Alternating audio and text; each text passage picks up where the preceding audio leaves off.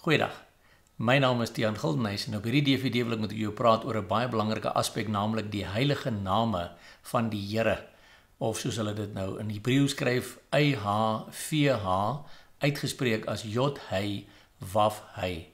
En ons gaan 'n bietjie kyk, wat is die belang van hierdie heilige name en wat word vandag in Christene se lewens veroorsaak, ook onder andere deur die gebruik van hierdie name.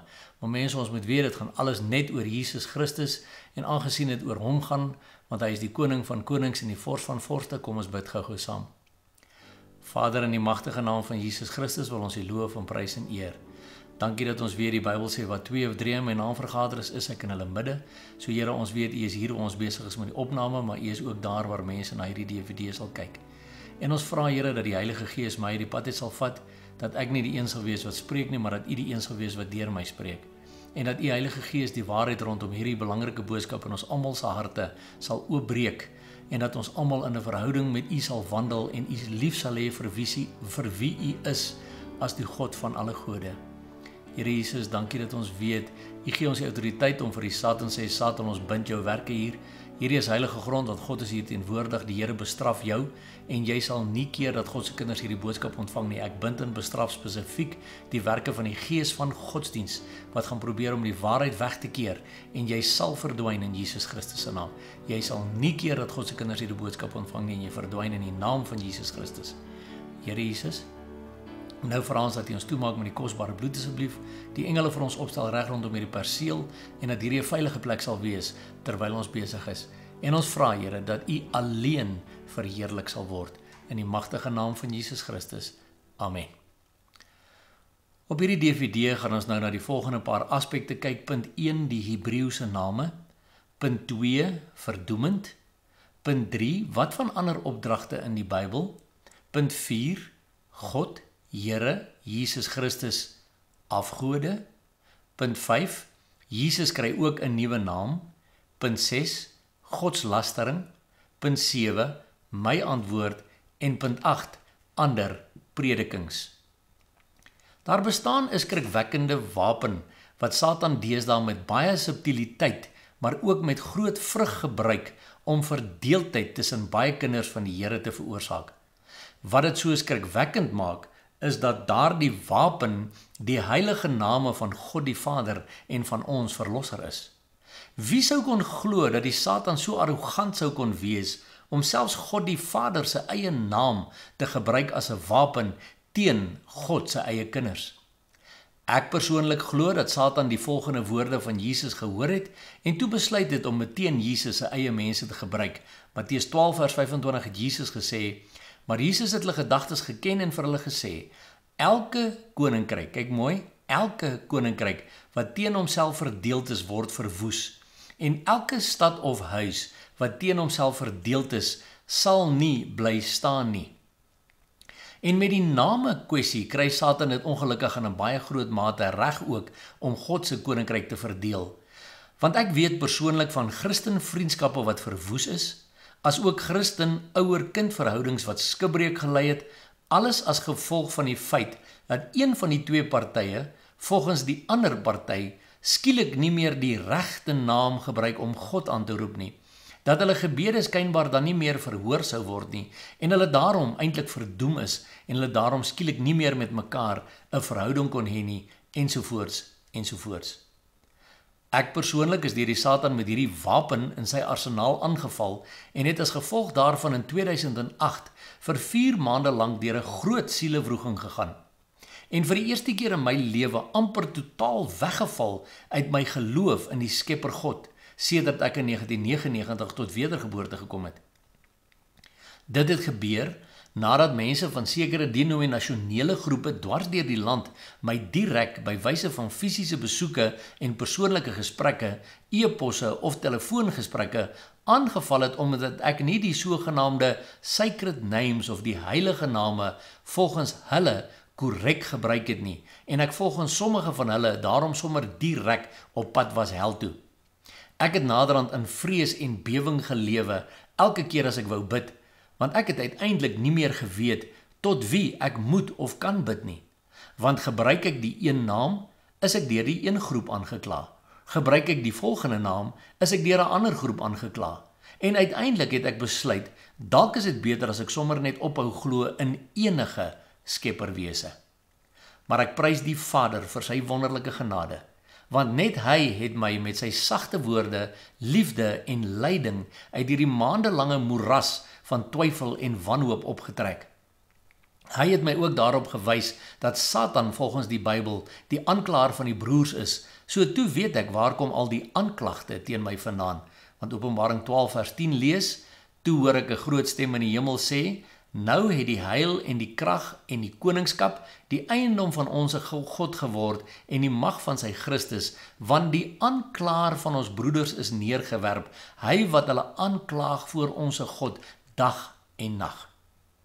Wat die sacred of die heilige name betref, het heelwat mense my intussen al hieroor gevra en per e-pos gekontak, en ek het besef dat daar hordes mense daar buite is wat vandag met dieselfde twyfel en sielewroging sit as waarmee ek destyds gesit het. My persoonlike siening hieroor bly sedert 2008 steeds dieselfde en ek deel dit graag hier met jou. Mag hierdie DVD vir jou vrede in jou gemoed bring as jy ook in hierdie maalkolk vasgevang is of was. En ek weet daar is baie mense daar buite wat my kontak, wat sê Tiaan, ons het jou artikel hieroor gelees en ons het self met hierdie goed gestoei en getwyfel en wanhoopig begin raak en nader nie meer geweet of ons in enigiemand kan glo of moet glo nie. Wat is nou die regte God? Wie is nou die regte God? En daarom weet ek, toe die Here hierdie ding op my hart begin druk, hierdie is nie 'n maklike boodskap nie, my liewe vriende, maar ek sê vir jou, ons as die liggaam van Christus moet begin besef, Satan gebruik selfs hierdie ding, die name van ons Vader en van ons Verlosser, as 'n magtige wapen in sy arsenaal, en ons moet nugter en waaksaam wees, want dis wat die Bybel vir ons sê, wees nugter en waaksaam, want julle teestander die duiwel loop rond soos 'n brullende leeu en soek wie hy kan verslind, maar julle moet hom teenstaan, staan vastig in die geloof. So ons moet hom ook leer teenstaan rondom dit wat hy met ons wil doen met betrekking tot die heilige name van ons God. Nou by hoofstuk 1 gaan ons kyk na die Hebreëse name. In die eerste plek ken en erken ek my hemelse Vader, die God van Abraham, Isak en Jakob, as die enigste, alomteenwoordige, alwyse, alwetende, ewige skeppergod, met al sy wonderlike Hebreëse name en hulle onderskeie intieme betekenisse.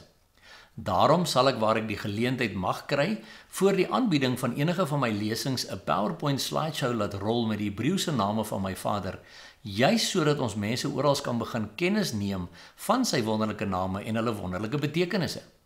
Ek het reeds oor die 165 van sy tetragrammaton, dis die onuitspreeklike name, op my aanbieding, wat onder andere insluit daardie wat jy nou daar sien op die skerm, ek gaan nie vir jou almal nou probeer uitspreek nie, en nog vele ander. Maar ek kry met heel wat groepe mense te doen wat almal aanspraak maak daarop dat net hulle die volle waarheid en goddelike openbaring ontvang het rakende die regte heilige name en wat daarom enigiemand anders wat dit nie soos hulle sien nie maklik in die hel in verdoem. Dan dink ek nogal aan die woorde van Jesus in Lukas 9 vers 49 en 50 en ek skud net my kop. Want Jesus het gesê, of Johannes het vir Jesus gesê, Meester, ons het iemand gesien wat in u naam die duiwels uitdryf en ons het hom belet omdat hy u nie saam met ons volg nie. Maar Jesus sê vir hom, moet hom nie belet nie, want wie nie teen ons is nie, is vir ons. Maar snaaks genoeg vandag belet al wat 'n Christen is, al wat 'n ander Christen is, net omdat hulle nie die regte name gebruik nie. Nou kom ons kyk bietjie na die name van die Vader. Daar's nou verskillende sieninge oor hoe hy moet uitgespreek word. Jy sien daar YHVH, sommige mense sê jy kan hom nie uitspreek nie, jy moet sê J, hy, waf, hy. Ander sê dis Yahweh, ander sê dis Yahuwah, ander sê dis Yahuweh, ander sê is Jehovah ensovoorts. En nou daaronder, op daai prentjie kan jy nou sien hoe lyk die Hebreëse letters. Daar's 4 Hebreëse letters en onthou hulle lees van regs na links, sodat die regterkantste letter is 'n J, dan's dit 'n hy, dan 'n waf, dan 'n hy. Dit is wat daar staan. Dit is die naam van ons Vader. En nou is die vraag, hoe word dit uitgespreek? Wat die Vader se eie naam betref, sê sommige, Die tetragrammaton, met ander woorde die onuitspreeklike naam, Jod, hy, Waf, hy, moet uitgespreek word as Yahweh. Jawel, sommige sê, jy kan hom nie uitspreek nie, jy moet maar net sê Jod, hy, Waf, hy. Ander groepe sê, nee, Yahweh is ook 'n afgodse naam, en sy korrekte naam is eintlik Yahuwah. Ander sê weer, nee, dis totaal verkeerd, dit moet eintlik wees Jehovah, of ander weer sê, dit moet Yahweh wees, en daar is nog etlike ander uitsprake wat ek nie eens hier wys nie. Nou is my vraag, wie is dan die regste reg? Want elkeen van hierdie onderskeie groepe kyk na dieselfde 4 Hebreëse letters wat ek nou vir jou gewys het, en elkeen van hulle is gereed om oorlog te verklaar dat net hulle uitspraak van daardie 4 Hebreëse letters reg is en dat enige ander uitspraak verkeerd is. Hulle is ook baie duidelik daaroor dat as jy die Vader nie op daardie presiese, spesifieke, korrekte naam aanspreek wat hulle gebruik nie, dan is jy verdoem en op pad hel toe, of jou gebede gaan nie verhoor word nie. Regtig? Nou watter een naam van net die 4 wat ek reeds genoem het vir die Vader, moet jy dan gebruik om volgens daardie mense sodoende die hel te ontvlug? En onmiddellik sal daar natuurlik 'n koor van stemme opgaan om te sê, ja hierdie naam, ja hierdie naam, ja hierdie naam. Is dit reg? Ek kyk eendag na 'n DVD waar 'n messiaanse Jood, dis 'n Jood wat glo dat die Messias reeds gekom het, en 'n ortodokse Jood, dis 'n Jood wat glo dat die Messias nog moet kom, saam 'n program aanbied oor die uitleg van sekere teksverse in die Bybel. Albei hierdie manne was Hebreëse taalkenners, en dit was baie interessant om na hulle te luister. Maar die interessantste van alles was dat hulle op 'n stadium 'n betrokke teksvers bespreek het waar die tetragrammaton Jod, hy, Waf, hy voorkom. En net daar staan die messiaanse Jood en hy spreek dit Yahweh uit, terwyl die ortodokse Jood dit as Jehovah uitspreek. So, wie van hulle was reg? Dalk albei? Of moet ons werklik glo dat Afrikaans sprekende mense beter weet wat die ware Hebreëse uitspraak is as mense wat daagliks Hebreëus as huistaal gebruik en slegs die Hebreëse Ou Testament bestudeer? Myns insiens is dit ongelukkig 'n vorm van geestelike hoogmoed onder baie Afrikaanse mense wat hulle laat dink net hulle het die regte uitspraak, wat hulle dan in effek bietjie beter maak as die res van die Christene om hulle. Wat vir my ook nog interessant is dat mens vir hierdie groepe kan vra, wat was jou aardse pa se naam? Dan sal hulle 'n naam noem, byvoorbeeld Ben. Sodra jy dan vir hulle sê, goed, so jy het jou pa sommer Ben genoem as jy met hom praat, dan is die reaksie gewoonlik baie heftig. Nooit, ek het te veel respek vir hom gehad, ek het hom vader of papa genoem. Dan is my volgende vraag natuurlik, nou het jy dan soveel disrespek vir ons hemelse Vader, dat jy hom sommer op sy persoonlike naam wil noem, en dan ook nog ander mense in die hel in wil verdoem, omdat hulle dit nie saam met jou doen nie. Daarom het ek self ook te veel respek vir my hemelse Vader, om hom sommer links en regs op sy persoonlike naam te noem, en roep ek hom daagliks aan as Vader of as Papa, want dit is wat hy vir my is.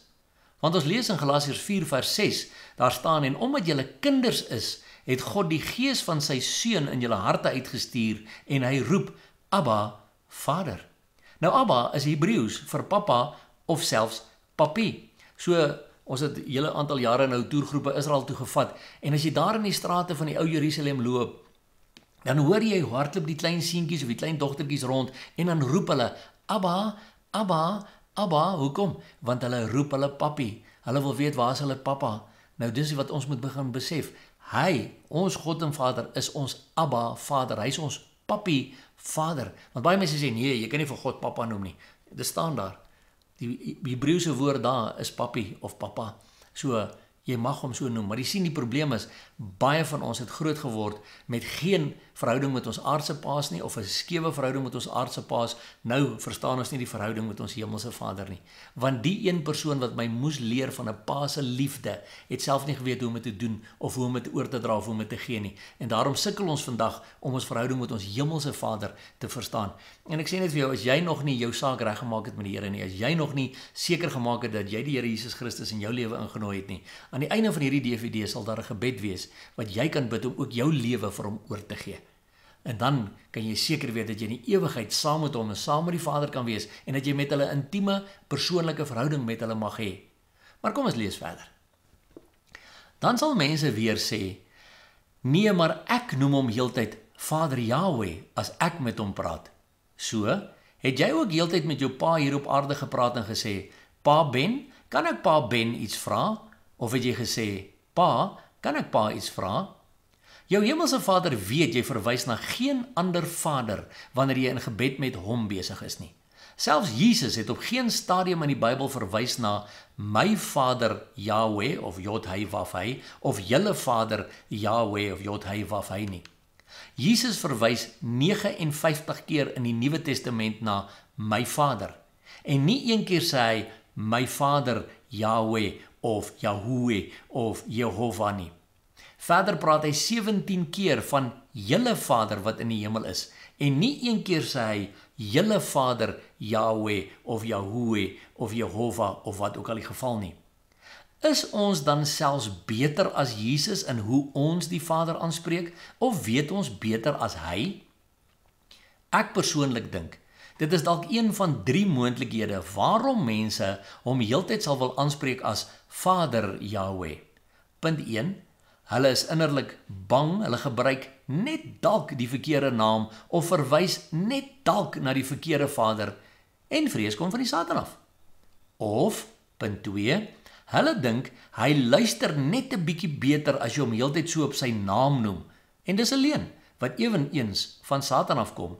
Of, punt 3, hulle dink hulle is so bietjie op 'n ander vlak met die Vader as die ander Christene om hulle as hulle hom heeltyd so aanspreek. En dit kom ongelukkig weer neer op geestelike hoogmoed wat ook van Satan afkom. Maar ja, ek leer steeds ander mense hoe lyk sy onderskeie Hebreëse name en hulle absolute wonderlike betekenisse. Net soos wat ek destyds toe my aardse pa nog geleef het, vir mense vertel het my aardse pa se name is Douw Gerbrandsteen Gildenhuys. Maar as ek persoonlik met my pa gepraat het, het ek hom papi of pa genoem. Ek het hom beslis ook nie pa Douw genoem nie. Vraag: is Jesus Christus nie juis ons volmaakte voorbeeld in die Bybel nie? Wys my asseblief net een teksvers in die Bybel waar Jesus sy hemelse Vader ooit op sy persoonlike naam aangespreek het. Ek het jou hierbo na 76 teksverse verwys waar hy dit juis nie gedoen het nie. Kan jy vir my net een wys waar hy dit wel gedoen het? En indien hy dit nie so gedoen het nie, hoe eien ons vir onsself daardie reg toe? Maar kom ons kyk nou na ons Messias. Is dit Jesus of Yeshua of Yahshua? Want weer eens, daar is die 4 Hebreëse letters wat sy naam opmaak. En is interessant, die eerste keer wat ons in die Hebreëse Bybel Jesus se naam sien is in Genesis 49 vers 18, is in Afrikaans vertaal as op u verlossing wag ek Here, maar die Strong's Hebrew Dictionary sê daai woord verlossing in die Hebreëus is Yeshua. So dis die eerste keer wat Jesus se naam voorkom. Wat ons verlosser en Messias, Jesus Christus se naam betref, is die oorlog nog groter. Want sommige groepe sê dit moet Yeshua wees. Ander weer sê nee, dit moet Yahshua wees. Ander sê weer nee, die ander groepe is almal verkeerd, net hulle is reg en dit moet Yahushua wees, want dit is 'n korrekte samevoeging van Yahweh en Yeshua. Ander maak weer aanspraak daarop dat hulle uitspraak van Joshua of Jehoshua eintlik die enigste regte een is. Nou is my vraag weer, wie is nou die regste reg wat sy naam betref? Gesien in die lig dat almal na dieselfde paar Hebreëse letters kyk. Want as net die Yeshua groep reg is, dan is al die ander groepe immers verkeerd en kon hulle uiteraard nooit gered word nie, want hulle het mos die verkeerde naam aangeroep en is die res van die groepe dan almal op pad hel toe. Maar as die Yeshua groep dalk ook verkeerd is en die Yahshua groep is reg, dan beteken dit dat die Yeshua groep en al die ander verkeerd is en dan almal op pad is hel toe, ensovoorts, ensovoorts. So, in die lig hiervan, kan enige van hierdie groepe werklik met volle sekerheid die ewigheid binnestap? Want sê nou net, hulle uitspraak van die naam waarmee hulle hom aangeroep het, was toe eintlik ook verkeerd? Die Bybel waarsku immers in 1 Korintiërs 10 vers 12. Daarom, wie meen dat hy staan, moet oppas dat hy nie val nie. Dit is egter ook so dat sommige groepe wat so aanspraak maak daarop, dat net hulle die regte name gebruik, glad nie sal wil kennis neem van hierdie betrokke teksvers in Korintiërs nie, want van hulle glo weer Paulus was 'n vals profeet. So mense, wat moet ons hulle noem? Wat noem ons die Vader, wat noem ons vir Jesus? Wat is nou die regte naam? En hoe gaan jy dan nou weet? Want jy weet, ons praat nie Hebreëus nie, ons praat Afrikaans. So, hoe weet ons dat daardie uitspraak is dan nou die regte een? Nou, ons moet weet, die vyand is besig om hierdie goed teen ons te gebruik en om verdeeldheid in Christenhuise te veroorsaak, om verdeeldheid in Christengelowiges se huwelike te veroorsaak. En ons moet onsself die vraag afvra, is die vrug van dit wat dan nou besig is om te gebeur rondom die name, is dit die vrug van ons hemelse Vader daai? Is dit die vrug van ons verlosser daai? Of is die vyand dalk besig om spesifiek hierdie wonderlike ding te gebruik om mense uitmekaar uit te skeer? Ons moet nugter en waaksaam wees. In hoofstuk 2 gaan ons kyk na verdoemend. Is dit regtig hoe jy ons hemelse Vader en ons verlosser en Messias beleef? So verdoemend? Beleef jy hom as 'n diktator wat in die hemel sit en wag, dat selfs sy eie kinders 'n fout moet maak met die uitspraak van sy eie name en hulle dan met groot satisfaksie in die hel ingooi, omdat hy hulle in hulle onkunde oor sy eie Hebreëse name uitgevang het? Dit terwyl seker maklik 90% van sy kinders hier op aarde geen kennis van Hebreëus het, ooit sal hê of ooit gehad het nie. Ek kan jou verseker, dit is nie die Vader wat ek persoonlik en intiem leer ken het nie. Dis nou sonder om in ag te neem dat ons Vader alle tale op aarde geskep het en Afrikaans verstaan en praat, net soos elke ander taal op aarde. En daar is nie een enkele teksvers in die Bybel waar die Vader ons opdrag gee om hom slegs in Hebreëus aan te spreek nie. Ons lees in Genesis 4 vers 26 en ook vir Set, nou julle weet wie Set nê, dit was Adam en Eva se derde seun. Ook vir Set is 'n seun gebore wat hy Enos genoem het. Toe het hulle die naam van die Here begin aanroep. My vraag is, watter naam het hulle daar aangeroep en in watter taal? Want hier in die tyd van Set het die Hebreëse taal nog nie bestaan nie. Waar kom Hebreëus dan vandaan? Dit is die taal wat gepraat is deur die Hebreërs. En waar kom hulle vandaan? Hulle was die afstammelinge van Heber. En waar lees ons die eerste keer van hom? In Genesis 10 vers 21. En ook vir Sem, die stamvader van al die seuns van Heber, die ouer broer van Jafet, is seuns gebore. Hy, wat Heber is, was dus een van die afstammelinge van Sem, een van Noag se seuns. Dit is letterlik eeue nadat mense in die tyd van Set reeds die naam van die Here begin aanroep het. So die Hebreëse naam was duidelik nie eerste nie. Ons lees in hierdie artikel wat ek ook gesien het, the first mention of a Hebrew is in Genesis 14 verse 13, where Abraham is identified as a Hebrew. In Exodus 2 verse 6, Moses is identified as one of the Hebrews, and throughout the Hebrew Bible, the children of Israel are often identified as Hebrews. A Hebrew is anyone who is descended from Eber, an ancestor of Abraham and Moses. See Genesis 10 verse 24.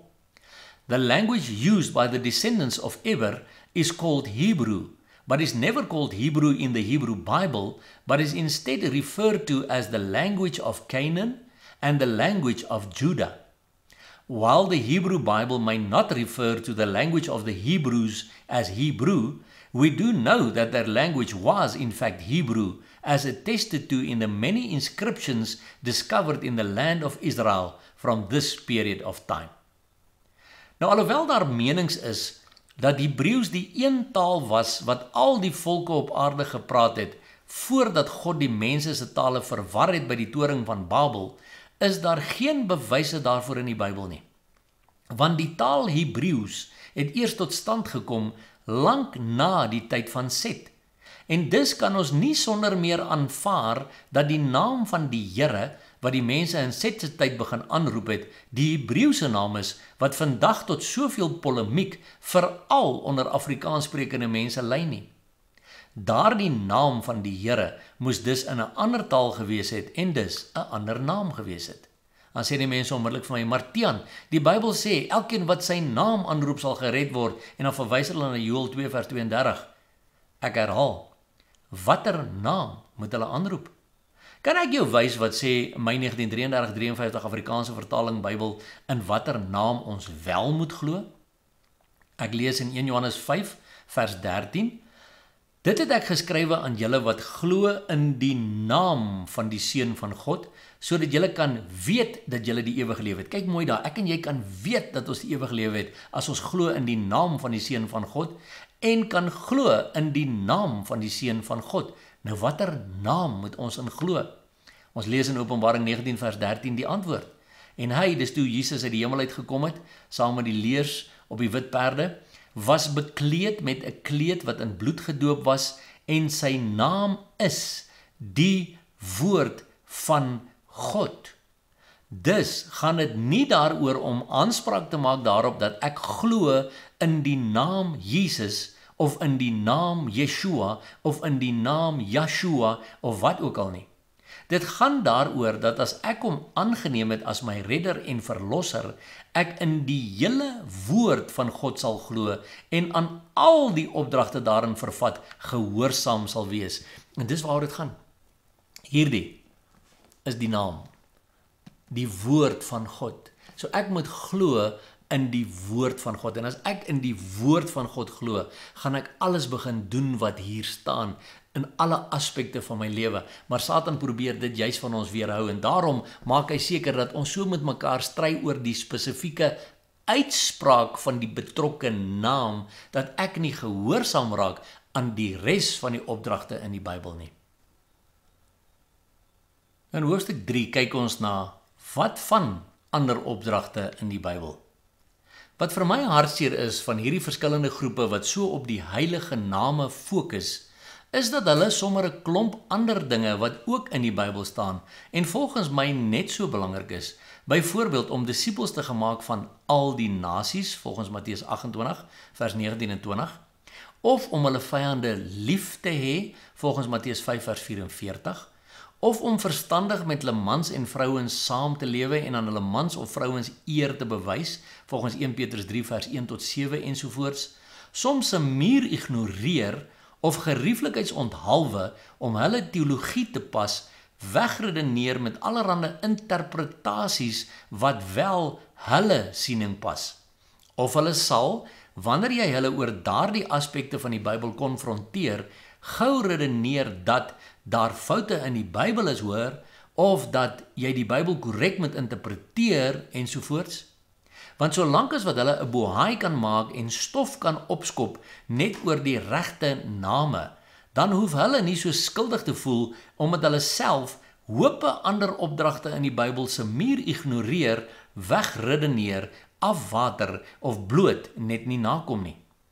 En dan sal hulle daardie betrokke teksverse so interpreteer of inlegkunde daarop toepas dat dit net hulle teologiese siening op een of ander wyse staaf, hoe verwronge dit ook al mag wees, nie teenstaande die volgende teksvers. 2 Korintiërs 1 vers 13 sê, want ons skryf aan julle niks anders as wat julle lees of ook verstaan nie. En ek hoop dat julle dit ook tot die einde toe sal verstaan. En tog sal die mense kom en baie verse in die Bybel verdraai om net by hulle siening te pas. En dan lees ek verder maar net die volgende woorde in die Bybel en dan weet ek presies wat gaan in hulle lewens aan. 2 Timoteus 4 vers 1 tot 4 sê, ek besweer jou dan voor God en die Here Jesus Christus, wat die lewende en die dode sal oordeel by sy verskyning en sy koninkryk. Verkondig die woord, hou aan, tydig en ontydig, weerlê, bestraf, vermaan, in alle lankmoedigheid en lering. Want daar sal 'n tyd wees wanneer hulle die gesonde leer nie sal verdra nie, maar omdat hulle in hulle gehoor gestreel wil wees, vir hulle 'n menigte leraar sal versamel volgens hulle eie begeerlikhede en die oor sal afkeer van die waarheid en hulle sal wend tot fabels. Ongelukkig ervaar ek dat baie van hierdie groepe nie bereid is om die gesonde leer rakende die hele woord te verdra nie.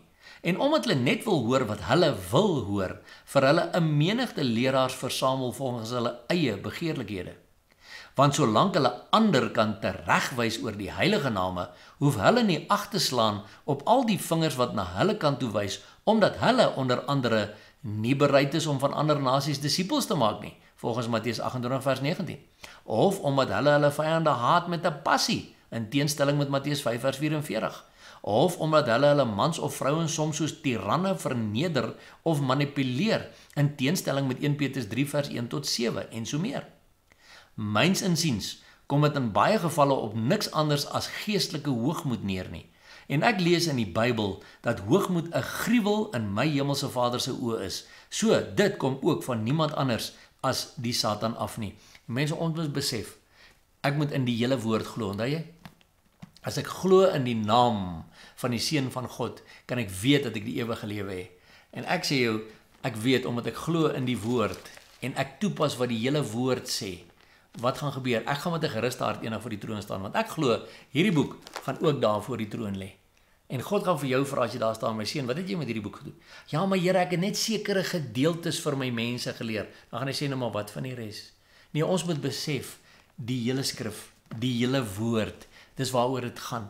En ons moet al die opdragte in hierdie boek moet ons nakom. Dis hoekom die woord sê ons moet alles dag en nag bedink. Josua 1 vers 8, hierdie wetboek mag nie uit jou mond wyk nie, maar bepeins dit dag en nag, sodat jy nougeset kan handel volgens alles wat daarin geskrywe staan, sodat jy met goeie gevolg kan handel en ook voorspoedig in jou weë kan wees. Jy sien, dis jou keuse. Wil jy almal net aan die keel gryp oor hulle die verkeerde naam gebruik en hulle is dan nou verdoem of wat ook al, of wil jy begin gehoorsaam raak aan alles wat hierin staan? Die keuse is joune, my vriend. Nou gaan ons in hoofstuk 4 kyk na God, Here, Jesus Christus, is hulle afgode? Die feit dat ek wel sy Hebreëse name ken, eer en erken, beteken egter glad nie dat ek saamstem met die sienings dat God of Here of Jesus Christus in die Afrikaanse Bybel, die 1933-53 vertaling, die name van afgode is nie. Want die oomblik wat ek daardie argument wil gebruik, moet ek daarmee saam ook erken dat my hemelse Vader nie almagtig genoeg was om te keer dat sy eie name in sy eie woord in watter taal ook al verkeerd opgeneem en vertaal word nie. Dit terwyl my Bybel in 2 Timoteus 3 vers 16 en 17 baie duidelik bepaal dat die hele skrif deur God ingegee is. Alhoewel hy menslike skrywers gebruik het en menslike vertalers in die verskillende lande gebruik het, bly hy immer steeds die hand agter daardie skrywers en aanvanklike vertalers.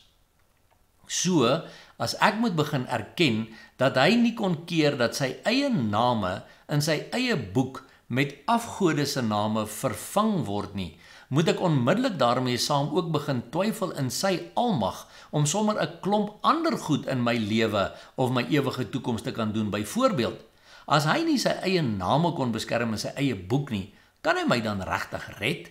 En ek is jammer, dit glo ek glad nie. God is almagtig. Hy weet wat is waar en wat is reg en wat kan deurgaan en wat is nie reg nie. Dit is wel so dat die woord God eintlik net 'n titel is en nie 'n naam nie. Maar leer die Bybel ons nie juis dat hy die God van alle gode is nie? Waar lees ons dit? Deuteronomium 10 vers 17 sê, want die Here julle God is die God van die gode en die Here van die Here. Daarom eer ek my hemelse Vader baie beslis as die God van alle ander gode en kan ek hom met alle eerbied en respek God noem, sonder om bang te wees dat ek daardeur na enige ander klein gooitjie sou verwys of hom dalk met een van hulle sou verwar. Verder word gewoonlik geargumenteer dat die woord Here weer eintlik Baal of meester beteken en dat ons dit daarom nie mag gebruik nie. Alhoewel dit so is dat ander gelowe ook praat van Here wanneer hulle na hulle afgode verwys, bepaal die bogemelde teksvers ook tog nog steeds dat ons Vader ook die Here van al die ander Here is. En sonder enige twyfel of teespraak is hy baie beslis my meester bo enige ander meester. Daarom het ek persoonlik ook geen probleem om hom my Here of meester te noem nie, want hy is dit baie beslis. So ja, ek erken met absolute eerbied en respek die Hebreëse heilige name. En ek persoonlik glo dit is meer waarskynlik wel eerder Yahweh en Yeshua, na aanleiding van die feit dat ons gereelde toergroepe na Israel onderneem het en die Messiaanse Jode daar, wat Hebreëus as huistaal praat, hierdie twee name ook meerendeels so gebruik. Tog is dit interessant dat selfs die Jode praat van the name, Hashem, omdat hulle dit as die onuitspreeklike naam sien en self nie almal baie seker is hoe daardie letters in die tetragrammaton uitgespreek moet word nie. Maar nou ja, net deur dit so te verklaar dat ek nou glo dis Yahweh of Yeshua, meer waarskynlik, weet ek, plaas ek myself nou willens en wetens lynreg teen die Yeshua, Yahushua, Joshua, Jehoshua of watter ander groep ook al. Maar ek het na al die jare baie vrede in my gemoed hieroor en laat my nie meer deur hulle onderskeie sieninge van stryd bring nie. Ek voel net jammer vir hulle, want hulle verstaan nie dat hulle bloot pionne in Satan se skaakspel oor God se name is om selfs deur hulle verdeeldheid in God se koninkryk te veroorsaak nie. Maar ek het egter wel steeds 'n probleem met die argument dat die titels wat in die Bybel gebruik word eintlik na afgode verwys. En ek het nog 'n groter probleem wanneer mense ander mense in die hel in wil veroordeel omdat hulle nie die heilige name korrek gebruik nie, omdat dit nou kwansies die name van afgode is. As die titel of naam God, Here of Jesus Christus dan na 'n afgod verwys, waarom sou hy die afgelope paar honderde jare geluister het as mense hom by daardie name aangeroep het? Die Bybel bepaal immers dat hy 'n jaloerse God is. Ons lees dit in Eksodus 34 vers 14. Want jy mag jou nie neerbuig voor 'n ander God nie, want die Here se naam is jaloers, 'n jaloerse God is hy. Dan beteken dit effektief, almal wat onkundig was oor die heilige name die afgelope honderde jare, wel 2016 om presies te wees, en wat hom iets in daardie verkeerde name gevra het, sy gebede is dan nou glad nie beantwoord nie. Wat natuurlik sou insluit gebede om hulle lewens aan hom te gee, wat beteken hulle is dan eintlik mos almal hel toe. Want as die titels God en Here en die name Jesus Christus eintlik net aan afgode behoort, waarom sou hy ooit daarop reageer het, aangesien die woord ook bepaal dat hy nie teen homself verdeeld is nie? Dit beteken hy het sedert die ontstaan van die Hebreëse taal nog slegs na die Jode of Israeliete wat die Hebreëus magtig is en sy name hopelik ken, sy gebede geluister. En na geen ander nasie of taalgroep wat in hulle Bybels die verkeerde name gehad het nie. Want in geen ander nasie of taalgroep in die wêreld se Bybels het die heilige name dan korrek voorgekom nie. Ek kan dit ongelukkig glad nie glo nie. Veral nie as ek na die woorde van 2 Petrus 3 vers 9 kyk nie. Daar staan, die Here vertraag nie die belofte soos sommige dit vertraging ag nie, maar hy is lankmoedig oor ons en wil nie hê dat sommige moet vergaan nie, maar dat almal tot bekering moet kom. Ek lees nie in hierdie teksvers van 'n vader wat net sit en wag om te kyk, waar hy sy eie kinders deur sy eie woord en oor sy eie name kan uitvang deur hulle onkunde, sodat hy hulle in die hel kan gooi, of dan nie nodig het om na hulle gebede te luister nie. Dit is nie die Vader wat ek intiem leer ken het sedert 1999 nie. Dan beteken dit dat al die duisende, derduisende mense wat die afgelope honderde jare genees is en selfs uit die dood opgewek is in die naam van Jesus Christus, is toe eintlik nooit werklik genees nie en is toe eintlik deur die duiwel uit die dood opgewek. En dit terwyl my Bybel bepaal dat slegs God blywend kan genees en iemand uit die dood kan opwek. Satan kan beslis nie, want hy het nie daardie mag nie. En as dit dan wel God was wat hulle uit die dood opgewek het, waarom sou hy dit gedoen het, gesien in die lig dat hy dan eintlik daartoe versoek sou gewees het in die naam van 'n afgod? Jy sien, ons moet een ding reg verstaan. God is nie teen homself verdeeld nie. God is nie teen sy eie woord verdeeld nie. As Jesus, God en Here, nie vir hom aanvaarbaar was nie, dan het hy nog nooit na enige van ons gebede geluister nie. En ek vra die vraag, want daar is so baie mense daar buite, wat vasgevang is in die name ding van Yeshua of Joshua of Yahshua of Yahushua, dan vra ek maar, sê gou vir my, hoe lank terug is jy bekeer? Hoe lank terug het jy tot wedergeboorte gekom? 20 jaar terug, 30 jaar terug. Ek sê, in watter naam? En 95% van hulle almal sal vir jou sê, in die naam van Jesus Christus. So ja, as jy dan in die naam van Jesus gered is, en jy is vandag nog gered, dan is Jesus Christus mos nog steeds die Messias, is hy nie? Dis sy Afrikaanse naam. Dit is hoe ons hom leer ken het. Dis die naam waardeur jy gered geword het, is dit nie? Maar jy sien, Satan wil nie hê ons moet hierdie goeders verstaan, dit snap in ons eie maak nie. Hy wil hê ons moet verdeeldheid in die liggaam hê. Hy wil verdeeldheid in God se koninkryk veroorsaak en ons moet ophou luister na hom wat hierdie verdeeldheid tussen ons wil veroorsaak. In hoofstuk 5 kyk ons na die interessante aspek van Jesus kry ook 'n nuwe naam. Soos ek reeds uitgewys het, watter naam is dan nou die korrekste? Dit is nie die Vader wat ek in my woord leer ken het nie. In die eerste plek lê die finale oordeel slegs in sy hand. En in die tweede plek lees ek in Openbaring 3 vers 12 dat hy self ook 'n nuwe naam gaan kry wat niemand in elk geval ken nie. Kom lees saam met my Openbaring 3 vers 12 wat sê: wie oorwin, ek sal hom 'n pilaar in die tempel van my God maak en hy sal daar nooit weer uitgaan nie. En ek sal op hom die naam van my God skrywe en die naam van die stad van my God, van die nuwe Jerusalem, wat uit die hemel van my God neerdal, en my nuwe naam. Nou my liewe vriende, as Jesus ook 'n nuwe naam gaan kry, waarom sou ons vandag soveel verdeeldheid in die liggaam van Christus toelaat oor sy naam, as ons weet dat hy 'n nuwe naam gaan kry? So, hoekom kan ons nie net aanroep by die naam wat ons weet ons by gered was en wat ons weet wat mense uit die dood het mee opgewek is en wat ons weet mense mee genees is nie?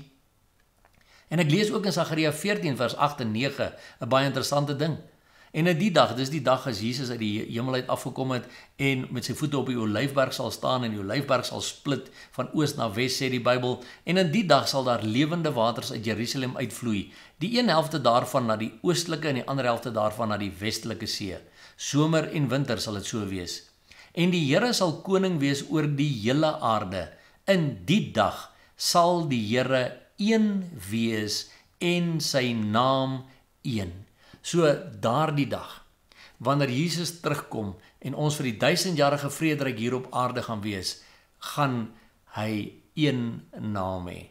En ek glo dit gaan dan daardie nuwe naam wees wat ons in Openbaring van lees. So Sagaria het geprofeteer oor daardie nuwe naam wat hy gaan hê. So Sagaria was jare en jare voor Johannes die boek van Openbaring geskryf het.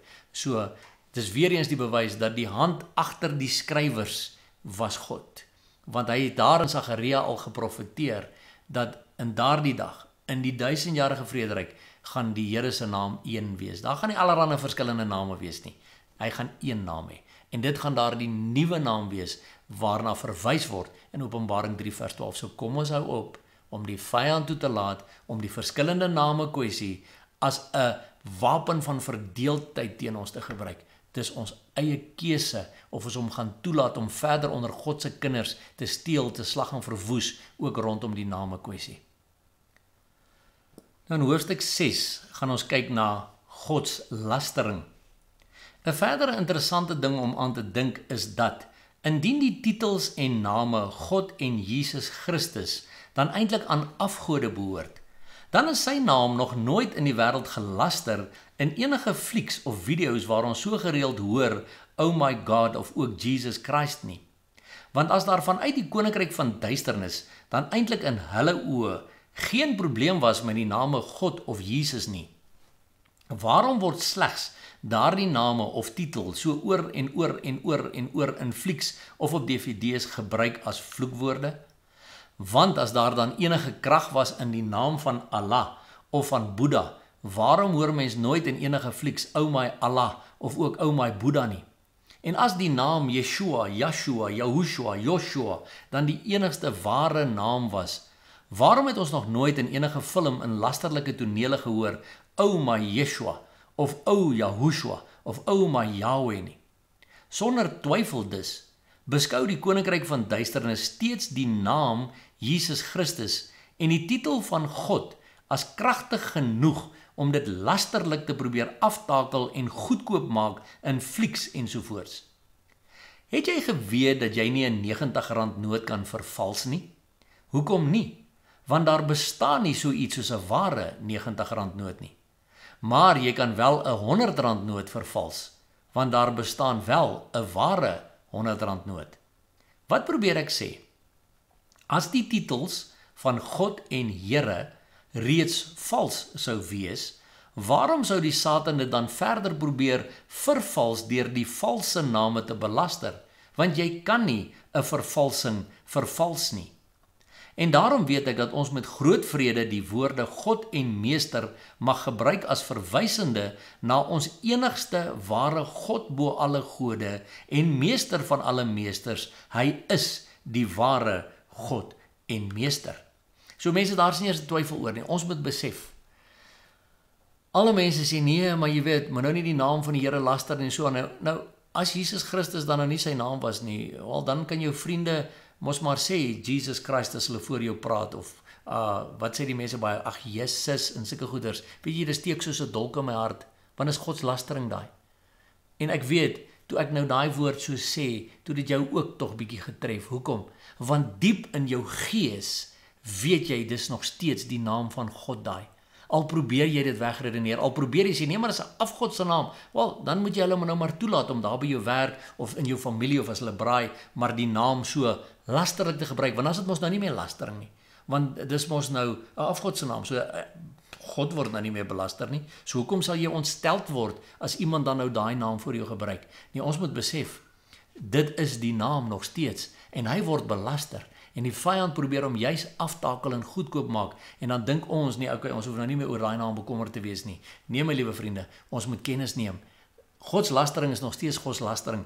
As jy, oh my God, of Jesus Christ of hierdie goeders gebruik, is nog steeds die vyand wat daardie name en daardie titel probeer aftakel. Gaan jy nog deelneem daaraan of gaan jy dit nog wegpraat of wegredeneer? Nee, ons moet besef, hierdie is 'n werklikheid. Die naam en die titel van God is nog steeds, net soos wat ons daarmee groot geword het, belangrik genoeg sodat die vyande daar buite wil aftakel en nog steeds godslasterlik teen dit spreek. In hoofstuk 7 gaan ons kyk na my antwoord wat ek gekry het by die Here. Ek het uiteindelik na 'n 4 maande lange wroging bloot tydens my stilte tyd eendag na God toe gegaan en homself gevra hieroor, aangesien ek immers in 'n intieme persoonlike verhouding is met hom. En hy het vir my gesê, Tian, ek het my in Afrikaans aan jou openbaar as Jesus Christus. Dit was tot vandag toe nog vir my genoeg. Wanneer ek na hom verwys tydens lesings, sal ek self soms Yeshua gebruik, net omdat ek weet van die Hebreëse name en omdat ek tydens ons toere in Israel gehoor het, dat die mense wat die Hebreëus ken en die Messiaanse Jode almal eerder Yeshua gebruik en nie Joshua, Yahushua of enige van die ander name wat die mense so graag hier in Suid-Afrika wil gebruik nie. Aangesien sy woord bepaal dat hy na my hart kyk, weet hy dat ek in daardie oomblikke niemand anders in my gedagtes het as daardie een man van Nasaret, wat net eenmaal in die geskiedenis aan 'n kruis gehang het om vir my sondes te sterf. Maak nie saak of ek hom in daardie oomblikke Jesus Christus, Yeshua of Yeshua, Joshua, Yahushua, Joshua of Jehoshua noem nie. Ek kry dieselfde tendens met my persoonlike naam. Sommige mense noem my Tian, ander noem my Rian, ander noem my Teuns, ander noem my Tinus, maar ek weet elke keer hulle praat direk met my. Ek is nie kwaad vir hulle omdat hulle nie op daardie oomblik my regte naam gebruik nie. Ek glo dis dieselfde met my hemelse Vader. Dan is die argument egter gou weer, maar Tian, die oomblik wat hulle weet jy is inderdaad Tian, dan noem hulle jou tog sekerlik nie meer Tinus of Rian nie, want hulle het mos nou kennis geneem van jou regte naam. So, as jy dan weet wat is sy regte naam, waarom hou jy steeds aan om hom Jesus te noem? Wel, punt 1, want ek dink ek het tot dusver al redelik duidelik uitgewys dat selfs die name Yahweh en Yeshua net een weergawe is van die name en weet ons steeds nie of dit inderdaad die korrekte name is om hom te noem nie. Punt 2, tweedens is ek Afrikaans sprekend en weet ek na my gesprek met die Here dat hy homself in Afrikaans aan my openbaar het as Jesus Christus. Hoekom sal ek aanhou wonder en twyfel oor wat is die regte Hebreëse uitspraak as ek weet hy is tevrede met Jesus Christus in ons Afrikaanse taal? Punt 3. Derdens maak ek soms tydens my lesings melding van die verskillende name soos ek reeds gesê het, sodat die mense kan begin kennis neem dat daar wel verskillende sieninge oor die name is. Maar sê ek dan ook dat mense hulle self nie hoef te laat verdoem of skuldig hoef te voel omdat hulle na iemand anders se mening nie die korrekte name gebruik nie. Vierdens kry ek met baie groepe mense te doen wat in hulle hele lewe nog nooit van enige van die Hebreëse name gehoor het nie en wat ook nog nie eens almal wedergebore is nie.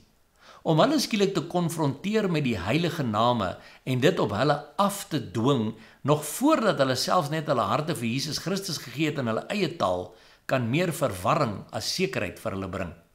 Want hulle sal wonder, is hulle dan nou werklik gered of nie en in wie se naam? Maar net so moet ons nie uit die oog verloor dat die naam Johannes in Engels John of Johnny is en in Frans Jean en in Tamil is dit Giovanna nie. Of James in Engels is Jacobus in Afrikaans en Jacques in Frans. Dieselfde naam, verskillende tale. Dieselfde gebeur ook met ons verlosser se naam. Want jy sien baie mense sal vir jou sê, ja, maar jou naam Tian is Tian in Afrikaans, Tian in Engels, Tian in Zulu, Tian in wat ook al. Nee, dis nie werklik so as jy kyk na van hierdie name nie. En 'n laaste gedagte om nie uit die oog te verloor nie, is dat Jesus se naam in Hebreëus, Grieks en Latyns aangebring was bo kan sy kop terwyl hy aan die kruis gehang het. In Hebreëus sou daar dus gestaan het Yeshua, in Grieks sou daar gestaan het Jesus en in Latyn sou daar gestaan het Jesus. 3 verskillende tale wat al 3 verwys het na ons enigste verlosser en saligmaker Jesus Christus wat aan daardie kruis gehang het. Kom ons kyk net vinnig na 'n paar ander tale in die wêreld om te sien watter naam word die mees algemeen gebruik vir ons verlosser en Messias. Ek gaan nie probeer om hulle almal uit te spreek nie, maar jy wat hier lees, sal jou eie afleiding kan maak. Ons sien nou daar in English, Afrikaans, Albanian, Basque, Catalan, Croatian, Danish, Dutch, Estonian, Filipino, Finnish, German, Icelandic, Indonesian, Latvian, Lithuanian, Malay, Norwegian, Polish, Portuguese, Romanian, Slovenian, Spanish, Swahili, Swedish en Welsh. En watter naam sien jy word daar genoem die heeltyd? Is elke keer net 'n ander weergawe van Jesus Christus in die betrokke taal. So ek vra die vraag, sal God die Vader dis al die mense van net hierdie 26 bevolkingsgroepe wat ek hier genoem het en wat duidelik almal hulle eie taal se weergawe van geen ander naam as Jesus Christus gebruik nie, verdoem en hel toe stuur omdat hulle hom nie by sy Hebreëse naam aanspreek nie? Dus, my liewe Afrikaanssprekende medegelowiges, waarom sou jy na alles wat ons hier met mekaar gedeel het op hierdie DVD, steeds nie bereid wees om sommer bloot net ons verlosser se Afrikaanse naam in jou eie taal te gebruik nie? Waarom sou jy steeds jouself probeer skaar by een van die hordes groepe mense wat nie eens seker is of hulle Hebreëse uitspraak tog die regste reg is nie?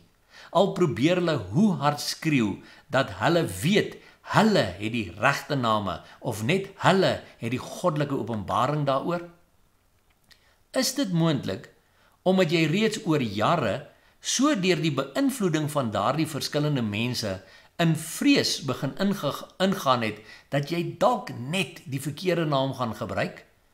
Of omdat jy onder hulle beïnvloeding steeds glo dat Jesus eintlik maar tog wel 'n afgodse naam is en jy dit daarom eerder nie meer so wil gebruik in Afrikaans nie? Maar ja, ek erken die bestaan van die heilige name, maar ek weier persoonlik om te glo dat mense veroordeel sal word of in die hel sal beland indien hulle uit hulle hart uit geglo het dat God, Here en Jesus Christus na niemand anders verwys het as die drie-enige skepperwese nie. Of dat die Here nie ons gebede sal beantwoord omdat ons die sogenaamde verkeerde name gebruik nie. Ek verklaar vandag op hierdie DVD onomwonde dat ek my verlossing, my saligheid, my bevryding en my ewige lewe plaas op die Afrikaans sprekende Jesus Christus van Nasaret. Ek persoonlik is vry hieroor en het geen vrees meer om hom in my Afrikaanse taal so aan te roep nie, en sal ek dit ook met groot vrede so doen tot die dag wat ek sterf. So wat kies jy? Wil jy nog steeds deel wees van hierdie argumente? Nee, Matiaan, vir my beteken hierdie naam so baie. Ja, maar is dit die regte naam? Al beteken hy vir jou so baie. Jy weet, of hierdie naam, en dis hoekom ek doen. Jy weet, Tiaan, ek doen dit nou nie vir hierdie redes wat jy nou hier genoem het nie, want ek is nou nie deel van daai groepe nie, maar hierdie naam het net vir my so 'n spesiale betekenis. Ja, is dit die regte naam? Hoe weet jy, Afrikaans sprekende vriend of vriendin, dat dit reg uitgespreek word? As jy na die tetragrammaton kyk, as jy na die 4 Hebreëse letters kyk, hoe weet jy jou uitspraak is reg? Terwyl ons weet, ons praat Afrikaans en Jesus Christus is Jesus Christus nog al die eeue wat die Afrikaanse taal wel bestaan het. Maar nou nie soveel eeue nie, maar die punt is, solank as wat die Afrikaanse taal bestaan en voor dit die Hollandse taal en al hierdie ander tale wat ons nou gesien het, Duits en al hierdie ander tale van Europa ook, Jesus Christus. Jesus Christus. Jesus Christus. Waarom sou jy jouself laat twyfel of laat nie seker maak watter naam is nou die regte naam nie? Nee, weet jy wat? Ek is rustig daaroor. Jy gaan jou eie keuses maak. Ek kan nie namens jou kies nie. Ons elkeen maak ons eie keuses. Ek verdoem jou nie daaroor nie.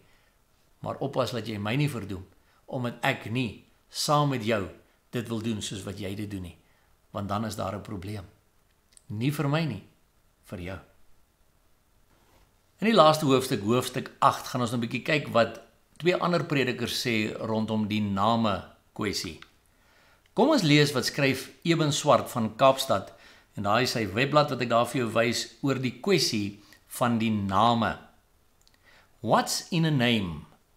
In their unbridled effort to restore the so-called sacred names of the Father, the Son, and their Spirit, Torah teachers have sadly done more evil than good.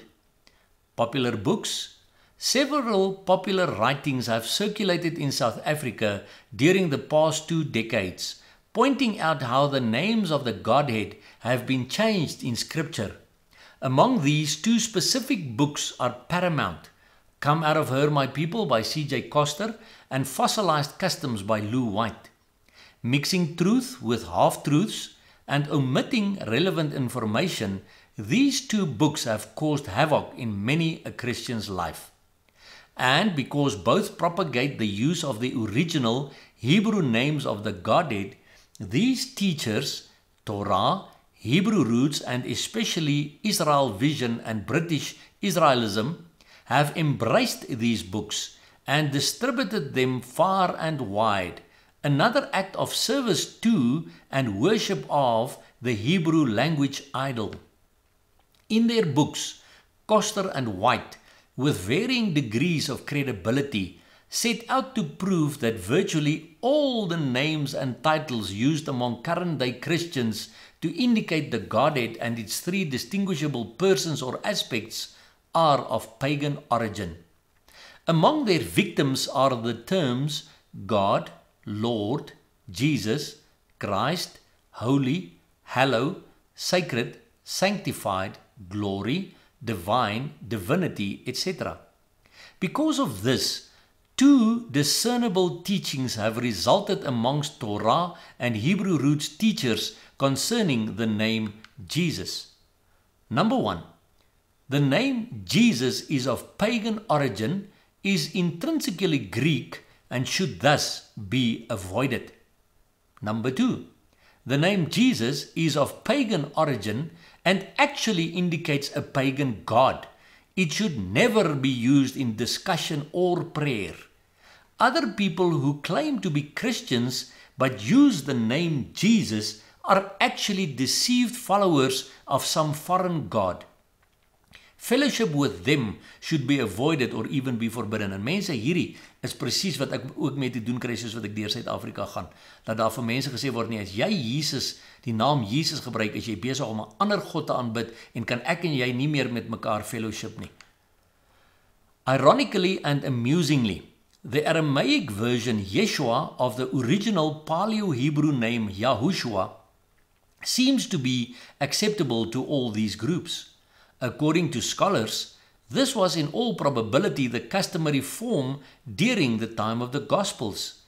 In other words, Messiah's mother most probably, kyk mooi wat sê ewen, most probably, is nie te sê dit was pertinent so nie, but most probably called him by the un-Hebrew yet Semitic name Yeshua. Like most other writings on this topic, Koster and White quote resources from far and wide.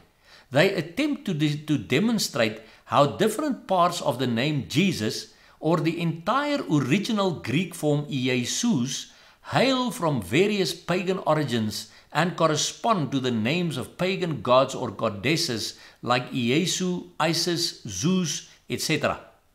But implicitly, both authors admit to mere speculation, although they never directly point their readers towards this fact. White even concludes that Jesus would actually mean Hail Zeus. Ironically, these learned men seem to be either unaware of or bluntly ignoring the most obvious derivation of the name Jesus. Let us say this right at the start of this explanation. It would not make any sense to a Greek person to call our Savior Yeshua. The Gospels were recorded in Greek, remember, alhoewel mense probeer stry dat dit bars en sê nee, dit was eers in Hebreeus opgeteken, nee, hulle is in Grieks opgeteken. Number one, firstly, there is no ye sound in Greek. Therefore, if a Greek-speaking person would attempt to pronounce Yeshua, he simply would not be able to do so. It's a bit like an Afrikaans person trying to pronounce the English surname Smith without prior practice. There's no th sound in Afrikaans, so an Afrikaans person would probably choose the closest sound to th that he knows and pronounce it as Smith. Similarly, an English-speaking person without prior practice would pronounce the Afrikaans name Gert as Gert, since the fricative G sound doesn't occur in English. And since the ye sound does not exist in Greek, a Greek-speaking person would typically pronounce Yeshua as Yeshua, which represents the closest corresponding sounds in the Greek vernacular. Number two, but this is not the end of Greek problems with the Aramaic form Yeshua. In Greek, any name ending in a would represent a feminine. Compare the names of the well-known Greek goddesses Athena, Hera, Proserpina, Europa, Helena, Atalanta, etc. Therefore, calling the Messiah Yeshua in Greek would indicate a woman. Thus, to make any sense in Greek, Yeshua had to convert to Iesus to indicate the male gender, because Greek names ending in S would indicate the masculine form. Compare the names of the well-known Greek male gods Zeus, Apollos, Dionysus, Hephaestus, Heracles, Oedipus, Perseus, Hermes, etc. And in the Greek vernacular, Iesus would be pronounced as Iesus. This is the form whence we have the transliterated English and Afrikaans form Jesus. Transliteration is not translation. Transliteration imitates sounds.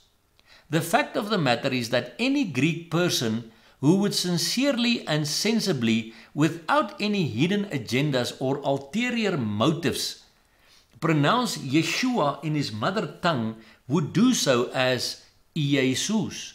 Iesus is simply the sensible Greek rendering of Yeshua, similar to the different renderings of the biblical book James in English in other languages like Jacobus in Afrikaans or Jacques in French.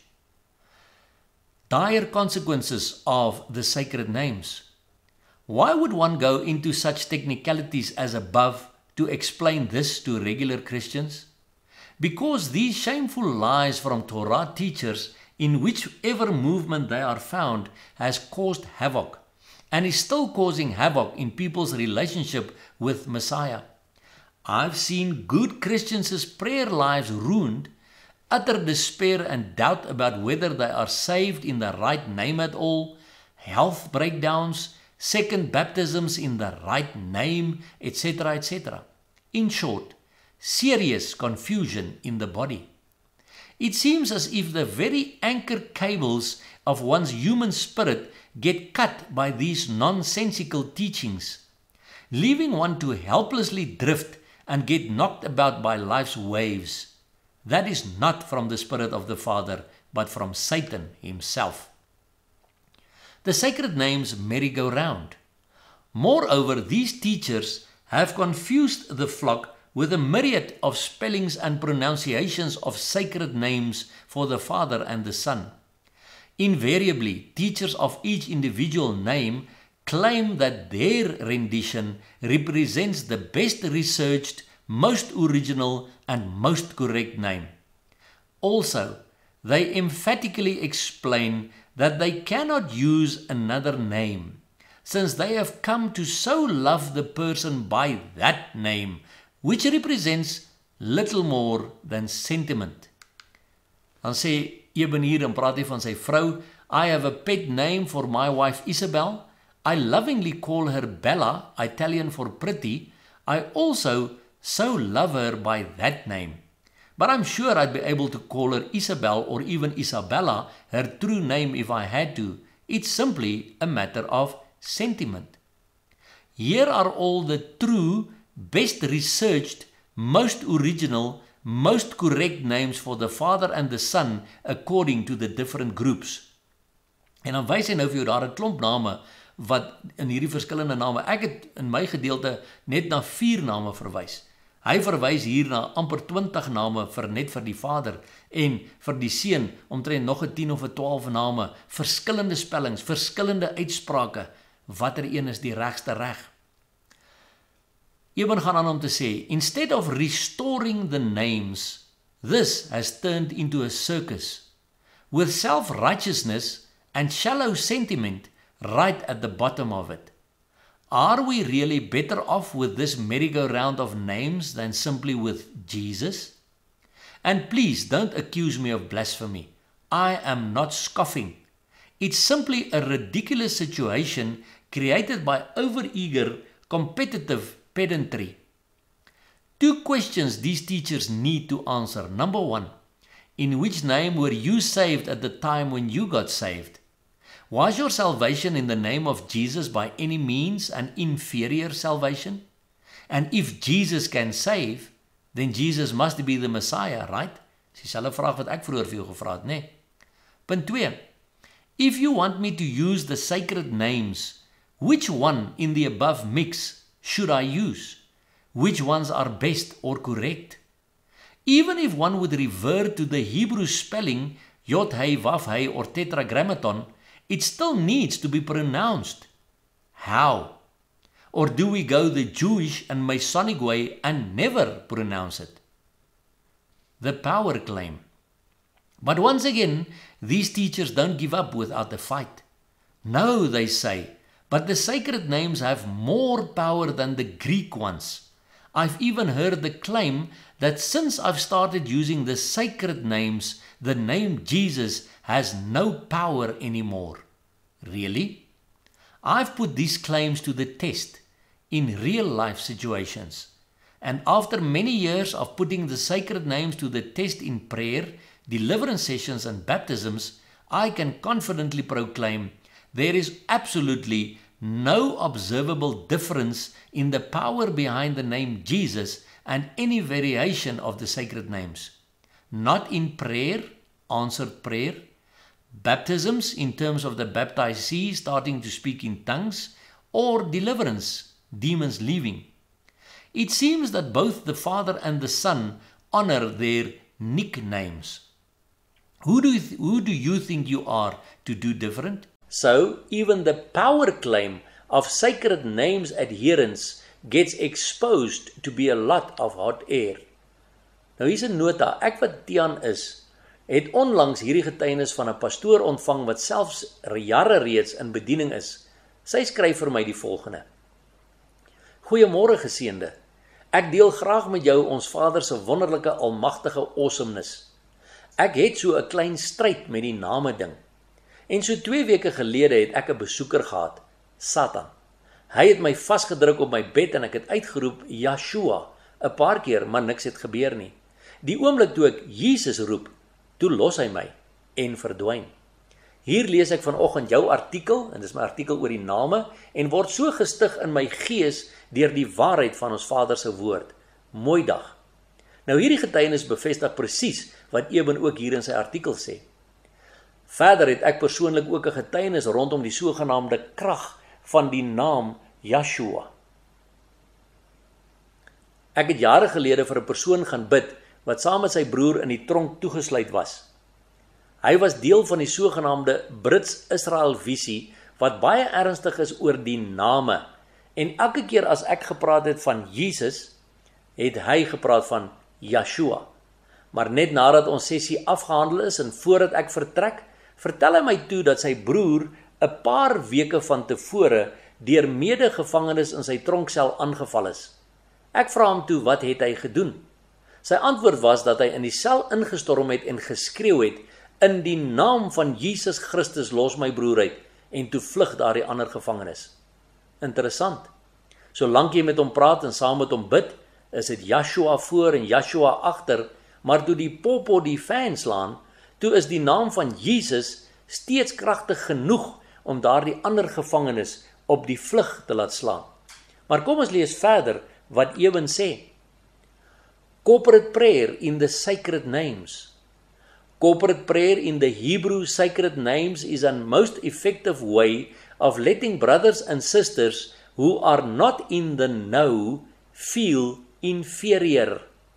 And I'm sure that many who use the sacred names in corporate prayer are fully aware of this. This is a subtle but infinitely effective way of establishing oneself just 1 or 2 notches above the rest. Personally, I avoid doing this. Would the Father or Messiah really approve of me having a little cozy prayer insider with him to the exclusion of my prayer partners? Or would he rather have me call him by his nickname to the inclusion of others and unity in prayer with them? Which of the two would be an honest reflection of his character? Folks, could we please put an end to this indulgence? If you would prefer to use some variants of the sacred names, I'd be the last one to nag you not to do so. But please, stop shoving your brand of sacred names down other people's throats. You are not honoring the Father by doing so. You are simply enforcing your will unto other Christians. Is my will be done part of your daily prayer? Now, is Jesus a pagan God? If you teach that Jesus is a pagan God, you are simply deceived. I fear for you. Whoever would dare blaspheme the name Jesus would have to answer to that very same name one day. Not only for blasphemy, but also for those whom you have led astray by your teaching, whose prayer lives have been ruined, and weak ones whose faith you have eroded. It would have been better for you in that day if you'd been thrown into the sea with a millstone around your neck. And if you look down your nose at those who don't use your brand of the sacred names, the Father hates haughty eyes. I fear for you also. If this article, by the Spirit of the Father, has created in you an urge for repentance, then do so without delay. The faithful one will forgive you. If you were guilty, but would refuse to repent, I fear for you even more. So ons moet nou mooi sien wat Ewen hier so sê. Jy moet versigtig wees, want jy moet weet, jy gaan eendag voor die troon staan, en wat het jy die mense geleer rondom die waarheid van die woord? Kom ons lees nou, wat sê Dr. Michael S. Heiser oor die name kwessie. Nou, wie is hy? Mike Heiser earned an MA and a PhD in Hebrew Bible and Ancient Semitic Languages from the University of Wisconsin-Madison. Before going to the University of Wisconsin-Madison, Mike also earned an MA in Ancient History from the University of Pennsylvania, major fields Ancient Syria, Palestine, and Egyptology. Mike can do translation work in roughly a dozen ancient languages, among them Biblical Hebrew, Biblical Greek, Aramaic, Syriac, Egyptian hieroglyphs, Phoenician, Moabite, and Ugaritic cuneiform. So baie duidelik is hierdie Dr. Michael Heiser dus gekwalifiseerd genoeg in die antieke Bybelse tale om 'n uitspraak hieroor te kan lewer. Nou hy skryf die volgende: The name of Jesus, does it matter? One of the most frequent email questions I get concerns the name Jesus. More specifically, the question goes something like this: Isn't the name Jesus a pagan invention?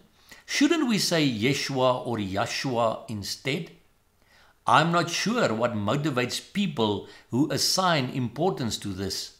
I'm sure many are not trying to sound superior or more in tune with Jesus or God. But having fielded a number of these emails, I'm also sure that is the motivation for some. The question is frankly silly, since the same person, the man of Nazareth who was crucified, buried and resurrected per the New Testament, is the referent of any of these name options. But is Jesus a pagan name? Isn't Yeshua or Yahshua more accurate? On one level, since Jesus was Jewish, his name would have been Yeshua or Yehoshua in Hebrew or Aramaic. I would hope that the Jesus tomb fiasco would have taught us this much. But on another level, so what?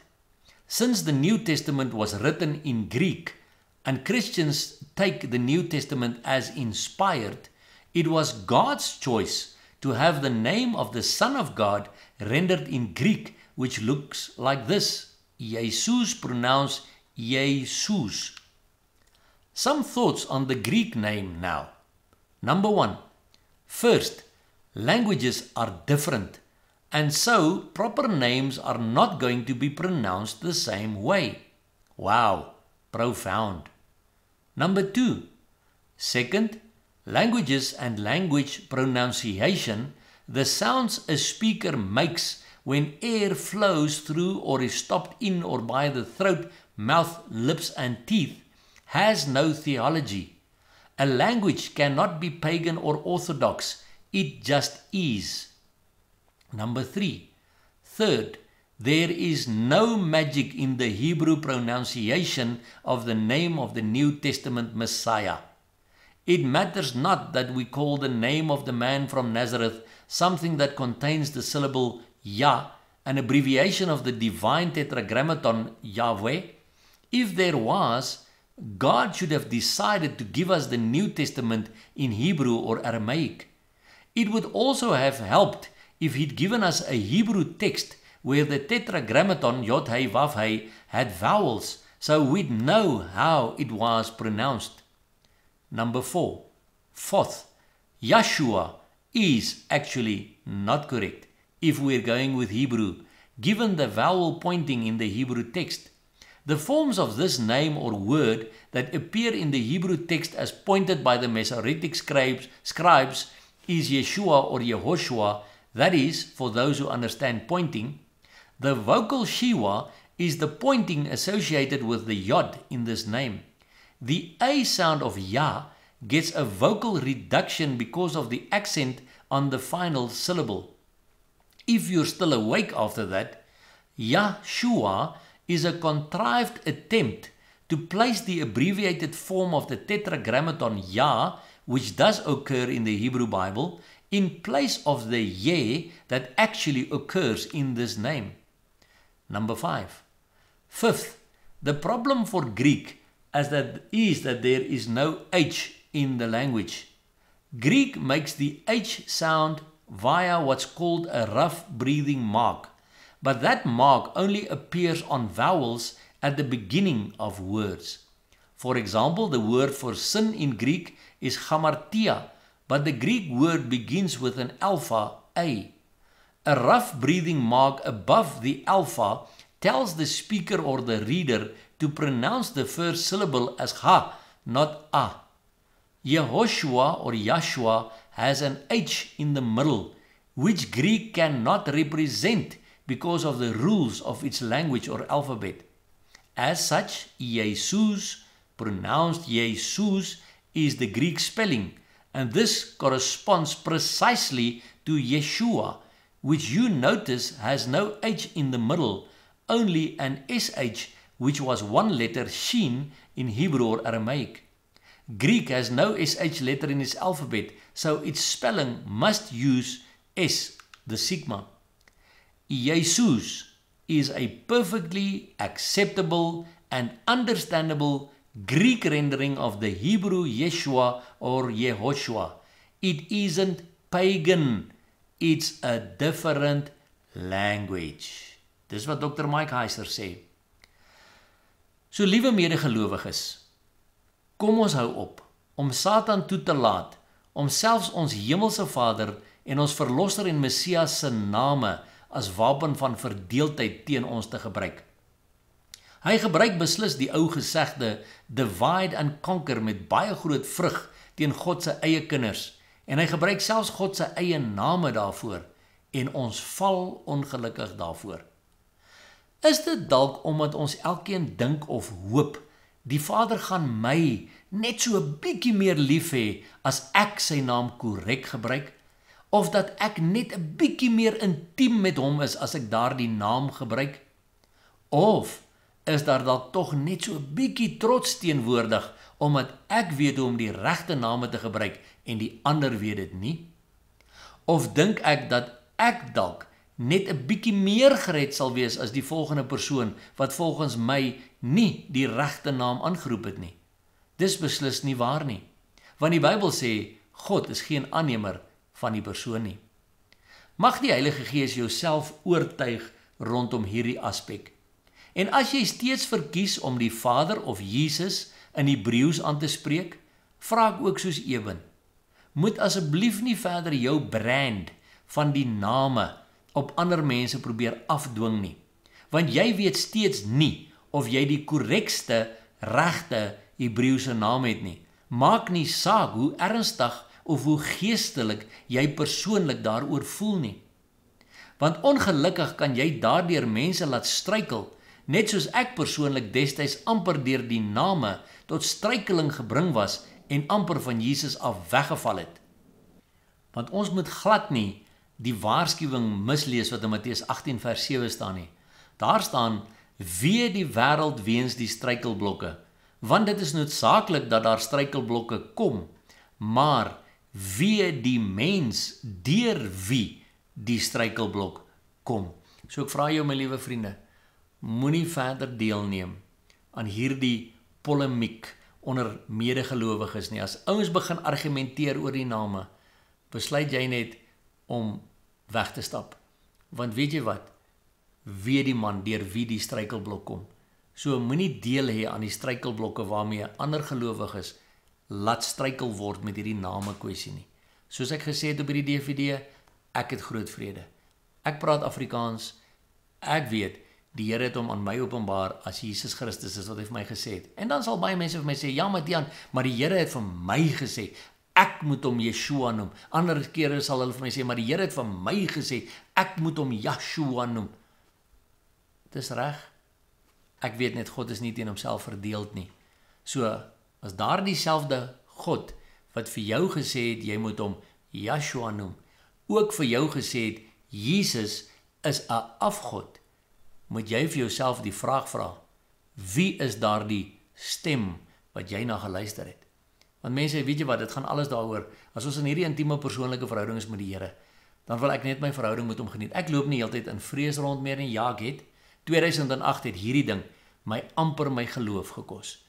Nou dit is nou 2016, so dis 8 jaar later, as ek daai tyd aanhou verward gewees het en nie die waarheid by God die Vader self gekry het nie, het ek dalk nie vandag hier gesit en hierdie DVD vir jou opgeneem nie. Maar omdat ek weet, ek deur God die Vader vrygemaak is, ek in intieme verhoudings met hom, my liefhet, en ek weet, Jesus Christus is vir hom aanvaarbaar in Afrikaans, kan ek dit met 'n rustige hart gebruik, want onthou, hy is nie 'n dooie God nie, en Jesus self sê vir ons in Openbaring 1, vers 17 en 18, ek is die eerste en die laaste en die lewende, en ek was dood en kyk, ek leef tot in alle ewigheid, amen, en alle eer gaan aan Jesus Christus van Nasaret. Kom ons bid saam. Vader, in die magtige naam van Jesus wil ons U loof, prys en eer. Dankie Here dat ons weet, U het ons lief, en dankie dat ons weet, ja Here, U het 'n naam. Ons hieronder is besig om te stoei en verdeeldheid onder mekaar te veroorsaak oor wat daardie spesifieke naam moet wees. Maar dankie vir U genade wat ons lief het en wat ons ontmoet op die plek waar ons is, op hierdie tydstip in ons verskillende verhoudinge met U. Maar dankie dat ons ook weet dat ons elkeen in ons eie taal, of dit in Afrikaans is, of Engels is, of Zulu is, of wat ook al, U mag aanroep as Jesus Christus ook, Here.